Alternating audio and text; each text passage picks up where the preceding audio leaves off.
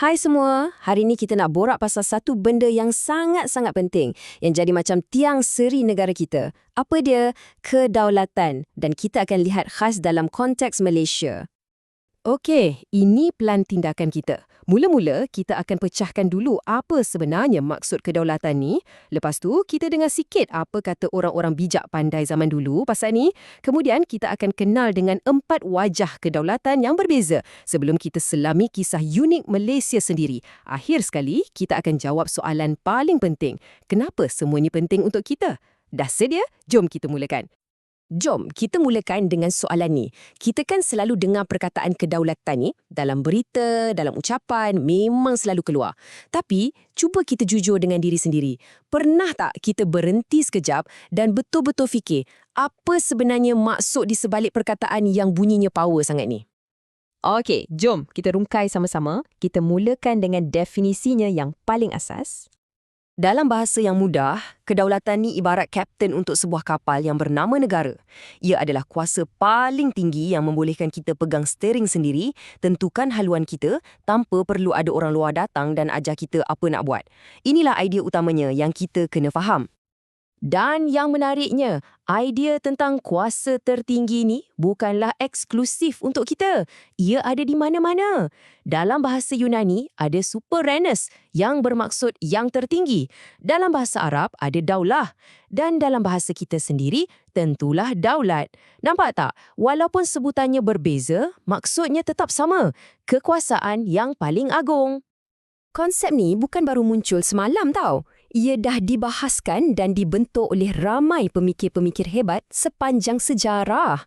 Jom kita dengar apa kata sebahagian daripada mereka. Kita undur jauh ke belakang, ke zaman Aristotle.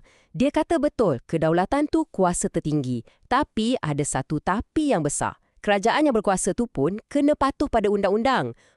Ini satu idea yang sangat revolusioner pada zaman tu. Maksudnya, kuasa tak boleh sewenang-wenangnya. Ia ada batas. Ibn Khaldun pula, dia bawa satu perspektif yang lain. Dia kata, kedaulatan ni bukan datang dari pemerintah, tapi dari dalam, dari semangat kekitaan atau asabiyah rakyatnya. Cuba bayangkan, ia macam gam sosial yang menyatukan kita semua, yang buat kita rasa kita satu pasukan. Tanpa perpaduan ni, kedaulatan negara tu akan jadi rapuh. Kemudian kita ada Jane Bodin. Pandangan dia ni lebih tegas. Bagi dia, kedaulatan ni mesti kekal dan kuasanya tak terbatas. Mesti ada satu entiti, sama ada raja atau parlimen, yang pegang kata putus dalam hal undang-undang dan tak ada siapa boleh persoalan. Dialah bos. Sekarang, jom kita kembali ke tanah air kita. Bagi bapa kemerdekaan kita, Tunku Abdul Rahman, kedaulatan tu bukan sekadar tentang kuasa. Bagi beliau, ia adalah satu alat untuk kita bina sebuah negara yang bebas dan adil. Kedaulatan tu wujud bukan untuk dimegah-megahkan, tapi untuk pastikan rakyat hidup sejahtera. Pandangan ini dikuatkan lagi oleh mantan Ketua Hakim Negara kita, Tun Dr. Muhammad Saleh Abbas. Beliau tegaskan, kedaulatan ini umpama DNA sebuah negara merdeka. Ia adalah hak mutlak kita untuk uruskan rumah kita sendiri, ikut acuan kita tanpa perlu ada campur tangan orang luar. Itulah tanda sebenar kemerdekaan. Okey, kita dah faham definisi dan pandangan tokoh-tokoh. Tapi, kedaulatan ni sebenarnya bukan satu saiz untuk semua. Ia ada beberapa jenis atau wajah yang berbeza. Dan setiap negara berhak untuk pilih bentuk kedaulatan yang mana sesuai untuk mereka. Secara umumnya, ada 4 jenis utama yang perlu kita tahu. Jom kita kenali satu persatu. Pertama sekali, kedaulatan tradisional. Ini yang paling klasik. Bayangkan zaman Kesultanan dulu, di mana kuasa tertinggi terletak sepenuhnya pada raja atau sultan. Di Malaysia, inilah asasnya, kedaulatan raja-raja Melayu yang diperkukuh oleh taat setia rakyat sejak turun-temurun. Seterusnya, kedaulatan moden. Di sini, fokusnya beralih. Bukan lagi tentang seorang pemerintah, tapi tentang sebuah negara bangsa. Kuasa tu datang daripada rakyat dan dikawal oleh perlembagaan. Detik kelahiran kedaulatan moden kita tentulah pada tahun 1957 dan ia dikukuhkan lagi dengan pembentukan Malaysia pada tahun 1963. Jenis ketiga ni sangat-sangat penting, kedaulatan undang-undang.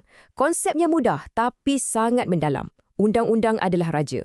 Tak kira siapa pun awak, pemimpin tertinggi atau rakyat biasa, semua tertakluk di bawah undang-undang yang sama.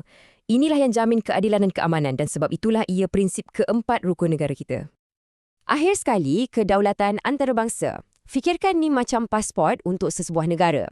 Kita boleh isytihar kita merdeka, tapi pengiktirafan daripada negara-negara lain, terutamanya melalui PBB, itulah yang benar-benar sahkan status kita. Ia macam satu jaminan yang dunia hormat hak kita sebagai sebuah negara. Dan detik pengiktirafan itu tiba untuk kita pada 17 September 1957.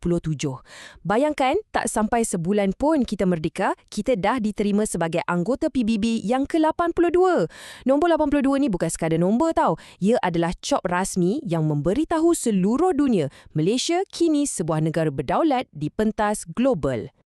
Baiklah, sekarang jom kita cantumkan semua kepingan puzzle ni dan lihat bagaimana semua konsep ni membentuk perjalanan kedaulatan Malaysia yang unik.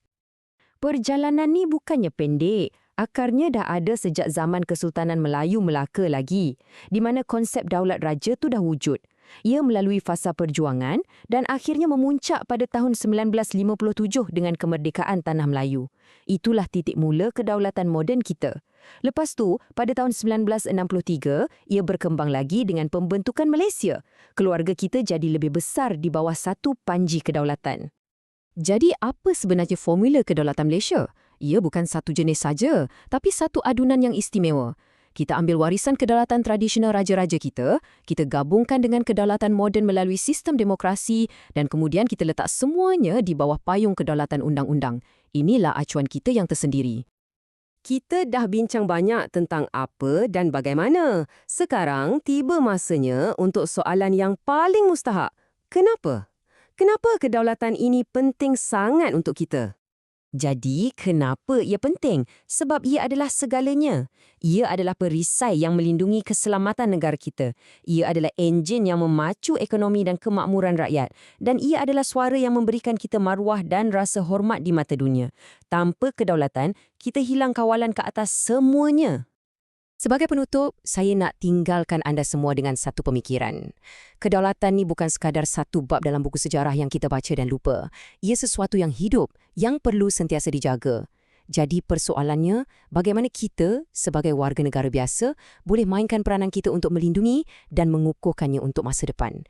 Fikir-fikirkanlah.